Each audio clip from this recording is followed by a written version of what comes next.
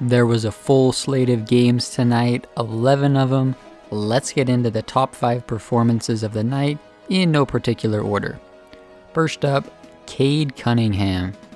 Cunningham had 35 points, 9 rebounds, 8 assists, and a steal on 60% shooting in 33 minutes.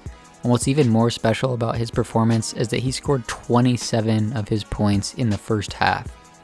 I could have easily featured Trae Young's performance from this game, but I decided to roll with Cade, even though it came in a loss. Trae had 36 points and 12 assists. The Pistons have just one win this season, which I actually think is a little surprising. They got Cade last year and Ivy this year, as well as a bunch of other guys they traded for Bojan Bogdanovic. Some people thought the Pistons would be in the battle for the play-in, but that hasn't happened thus far.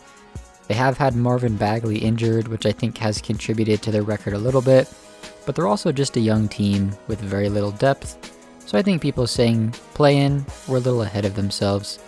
I'm sure we'll see development as this season goes on, but I think they'll end up in the lottery again, which, to be fair, is nothing too bad to complain about since it's a pretty deep draft class.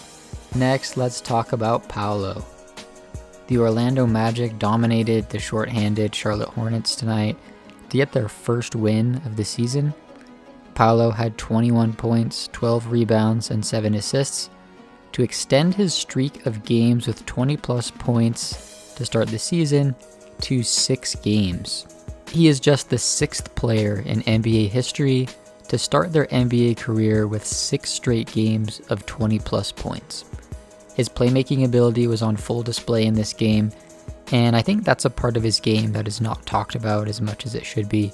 And I think it's only a matter of time before he gets a triple-double. Also, shout out to Bol who got the start today and continued his great start to the season. The Magic won this game 113-93. Probably the best performance of the night belonged to Tyrese Maxey, who played out of his mind tonight against the Toronto Raptors. Joel Embiid was out, and Maxey stepped up in a big way. In the first half alone, Maxey had 27 points on a perfect 10 of 10 from the field, including 7 of 7 from 3 and 0 turnovers, so he pretty much had a perfect first half. He ended up finishing with a career-high 44 points on 15 of 20 shooting from the field and 9 of 12 shooting from 3 to go along with 8 rebounds, 4 assists, and a steal in 40 minutes. He was by far the best player on the court and had a game-high plus-minus of plus 29 as the Sixers won 112-90.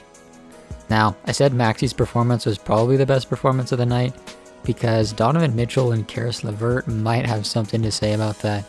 The Cleveland Cavaliers played the Boston Celtics in Boston, and this was one of the best games of the year so far.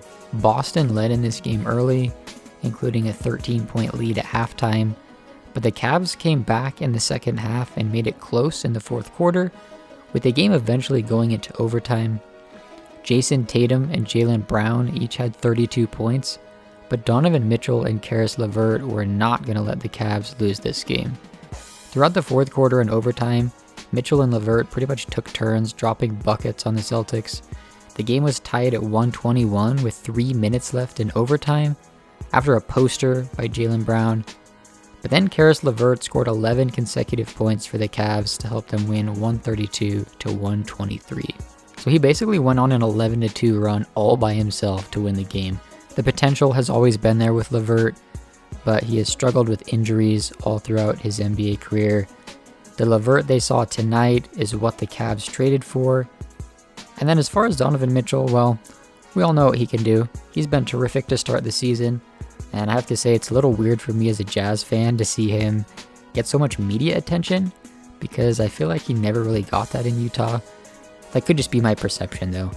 It's even weirder to see him in a Cavs jersey, though. Mitchell and LeVert are the first pair of Cavs teammates to each score 40 points in a game since, you guessed it, LeBron James and Kyrie Irving in the 2016 NBA Finals against the Golden State Warriors. This is quite a statement from the Cavs, who I think are a scary team. Keep in mind they won this game without all-star point guard Darius Garland, so they might make some noise this season. The Milwaukee Bucks play the New York Knicks tonight. And with Chris Middleton out, Giannis Antetokounmpo once again shouldered the load for the Bucks. Giannis had 30 points, 14 rebounds, 9 assists, a steal, and a block on 50% shooting from the field in 39 minutes. And the Bucks won this game pretty comfortably, 119-108. Although that scoreline is not very indicative of how the game actually went, the Bucks are winning pretty comfortably, especially after a big third quarter run that put them up big. Giannis looks as good as ever to start the season, and the Bucks are only going to get better when they get Chris Middleton, Pat Connaughton, and Joe Ingles back. The Bucks are the only team left in the league that's undefeated, sitting atop the Eastern Conference at 4-0. Now for some honorable mentions and other notes from tonight. Bradley Beal had 31 points against the Pacers, but Tyrese Halliburton, Miles Turner, and Buddy Hield each scored 25 plus against the Wizards as the Pacers won that game. The Minnesota Timberwolves' big three each had at least 20 points, led by Anthony Edwards with 29, and then Rudy Gobert had 22 points and 21 rebounds as the T-Wolves beat the Lakers. The Lakers got 28, 7, and 5 from LeBron, but struggled again tonight, dropping to 0-5 on the season. AD was out with lower back tightness, big surprise there.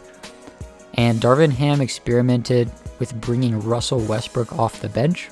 He wanted to try and get him as kind of the lead guy in their second unit, but they got some real issues in LA.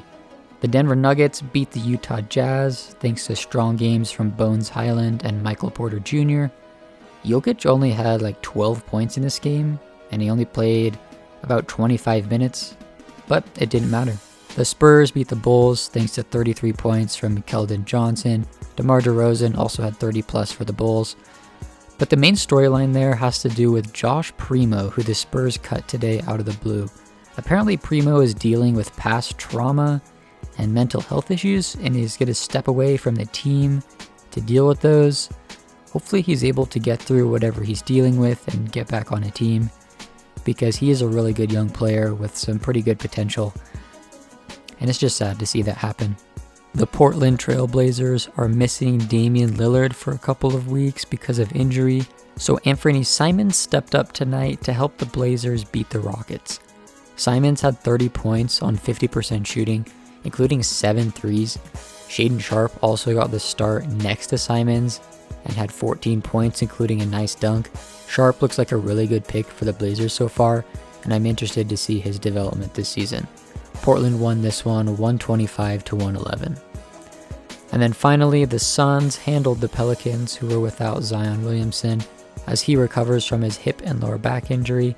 Unfortunately, the Suns lost DeAndre Ayton to an ankle injury in this game, but they were able to pull out a win thanks to Mikal Bridges, who led all scorers with 27 points. Alright, thanks for tuning into this video. If you like this kind of content, let me know in the comments. Make sure to subscribe, and I will see you guys next time.